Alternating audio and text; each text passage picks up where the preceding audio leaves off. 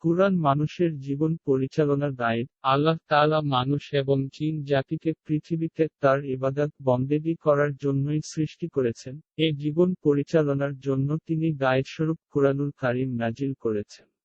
কুরআনে মানুষের সব সমাধান রয়েছে। কুরআনের বিধান পালনের সঙ্গে সঙ্গে কুরআনি আমল করাও মানুষের জন্য অত্যন্ত জরুরি। ইবাদত কবুলের পূর্বশর্তই হলো হালাল জীবিকা উপার্জন করা।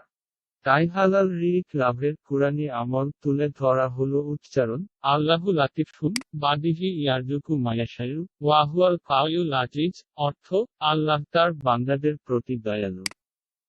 তিনি যাকে ইচ্ছা রিজিক দান করেন, তিনি প্রবল, পরাক্রমশালী। সূরা শুরা, আয়াত 19। আমল প্রতিদিন সকালে নিয়ম করে, একনিষ্ঠতার সঙ্গে 70 বার এ আয়াত পড়া, যে বা যারা নিয়মিত এ আমল করবে, আল্লাহ তাআলা ওই ব্যক্তিকে রিজিকের সংকট থেকে মুক্তি দান করবেন। আল্লাহ তাআলা মুসলিম উম্মাহকে তার বিধি বিধান পালনের সঙ্গে সঙ্গে কুরআনের উল্লিখিত আয়াতে আমলটি নিয়মিত করার তৌফিক দান করুন। আমিন।